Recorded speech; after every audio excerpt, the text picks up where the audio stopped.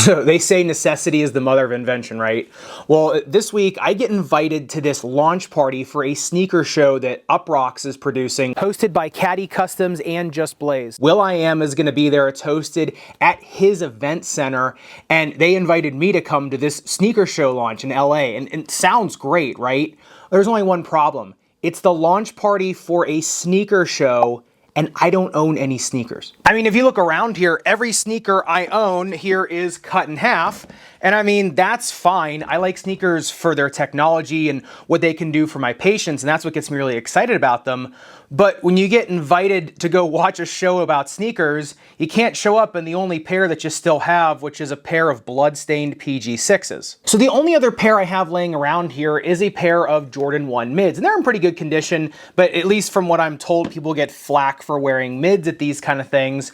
So I thought, why not make a custom pair of them with a couple of Zoom Strobel units that I yanked out of a pair of my old GP Turbos for another project I was going to do, and make them into like a really custom sneaker. That way, when I show up to this party, I'm actually wearing something worthy of a sneaker show. The only problem is I leave tomorrow for Cleveland. I'm taking my family to Cedar Point, and then I'm flying out to LA right after that. So I got a day to make these things, so we gotta make this happen pretty quick. And speaking of pretty quick, hey, it's future Zach here. Yeah, I've already made these shoes. This project's already done, and I've already gotten back from Los Angeles.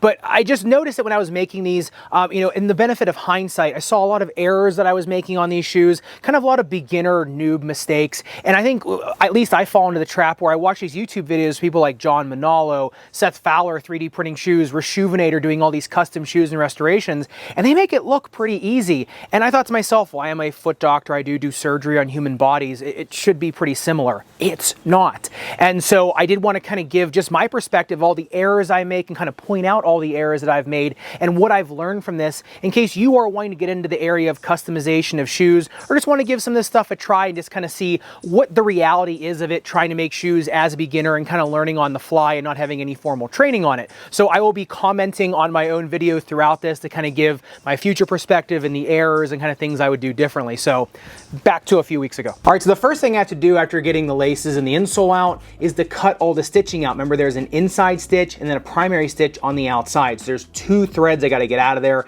and then it's time to put these in the oven to melt the glue. So if you watch some of the best sneaker restorers and kind of custom makers in the world, they're usually using X-Acto knives or kind of really specialized equipment. I've just never been able to get used to that. Anytime I do these little projects, I find myself more able to use surgical equipment. Like this is a curette here. You know, this is a little spatula and packer. This is actually a number 64 blade. This is what we use to cut tendons in the toes and in the fingers.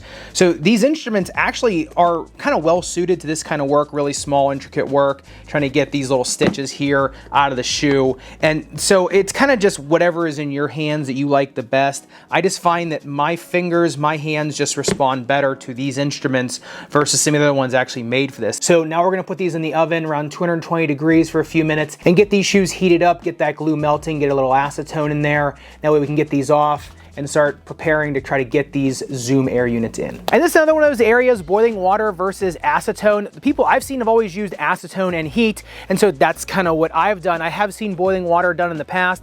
When I tried it, just didn't work out as well. It looked a little bit sloppier versus acetone. However, I found it was much easier to put them in the oven and then get my heat gun out, maintain the heat of the shoe, and then just put a very little bit of acetone in the footbed, and that's what lifted that second shoe off a lot better than the first. The first one, actually, I did have some errors in there because my knife did kind of scrape the leather up off the uppers of the shoe, so it wasn't super clean. And I just think if I would have maintained consistent heat along there, I think I could have kind of taken away those layers a lot easier. The next big conundrum is when I put the Zoom Air units in here, they fit fine in the shoe because it's more or less a one-to-one because those shoes are pretty similar. However, it's the uppers on these that are gonna be the big problem, because once you put these in here, the uppers actually have to sit into the cup sole and I have to be able to stitch them in. That's why this isn't gonna be a true Zoom Strobel and it's not gonna be a true Zoom Air. It's gonna be kind of a hybrid, because what I'm gonna do is I'm gonna start to Dremel these layers down here to get just enough room to put this in, glue it down, and then be able to put the uppers on, and that way I can sew them and it still be under the cup sole, still be secure with the glue as well as with the stitching. And I can't go that far far because then I'll start to hit pay dirt. So this is about as far as I can get there. So it's time to start gluing these things in place. Now here's where I think my biggest mistake came. I should have taken those zoom units, traced them around, and then taken a much finer burr on the Dremel and just Dremeled the area around the zoom units. What I did was I Dremeled the whole midsole, and all I did was lower the midsole. Now that's all well and good because then the uppers were able to kind of sit lower in the shoe and I was able to stitch through them. However, if I wanted to make it more of like a true one-to-one fit with the zoom and then the periphery of midsole foam, I should have just Dremeled around the zoom units. That way they would sit in there a little bit better, and I didn't do that. And that's what started leading to some problems a little bit later. So the glue's had about 30 minutes to set now. So I'm gonna heat it back up on the full-length zoom as well as on the mid and outsole. And I'm gonna let that sit for a while so that this is kind of one stable unit that I can then glue the uppers back on and then sew them to. And he's got to do it pretty fast because once that glue melts again and gets ready to bond, it's going to want to bond pretty hard. This is that super stick cement. So this thing does bond pretty quick. And these things are solid. You can see on there. Can't even pull it up. So that is kind of bonded now to the midsole. All right, let's get the uppers on.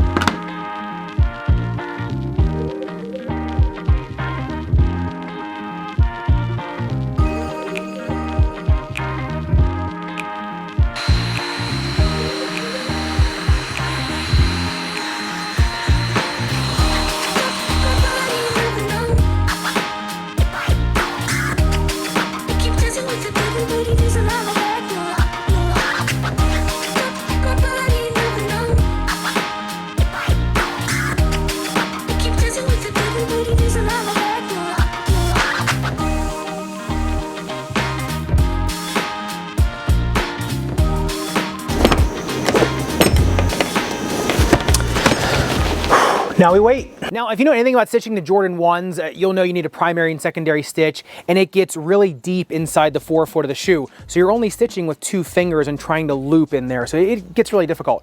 Now, the one thing I did not account for is that because I Dremeled the whole midsole flat and then I laid a Zoom Air unit on top of that, is that it kind of created a dome effect on the inside. And so when I was trying to put the uppers on the shoe and glue them in, well, the sides of them started to buckle back out a little bit, right? So because it was doming like this. So it was really hard to get all of the coverage from where that cup sole came over it at first. And so now I had glue marks in a lot of places along the periphery because it wasn't sitting flat under the cup sole and there was no way that I could get it to because the Zoom unit was inside. But if I was prepared for that, brought a more fine-tipped Dremel as well as paint, I could have gotten away with that and more painted them and gotten them to look one-to-one. However, I wasn't. And so you ended up seeing these little marks on the outside right where the cup sole met the uppers of the shoe. And that's where I think the kind of sloppiness of this came into effect because the shoe felt great and it was super plush underfoot and it was lined up really well.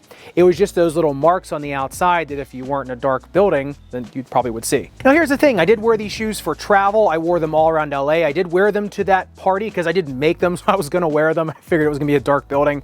However, they were super comfortable and plush. The Zoom unit and the tension of the air under there with the Jordan 1, it does work. It does feel pretty good and much better than the Jordan 1 would feel regardless. So in terms of comfort and in terms of actually being able to wear them for a few days, yeah, I thought it was a resounding success. The glue job actually ended up being a lot better than I thought it was gonna be. And those areas weren't as visible as long as you weren't really staring at the shoe. However, in terms of like trying to make something for consumption or make something to sell it, you know, of course, these weren't gonna be good enough to sell to anybody. Of course, I was just doing this as a project for me. However, I think the biggest pitfalls that I fell into was not being prepared with the right tools. Had been a little more prepared, not kind of flying by the seat of my pants.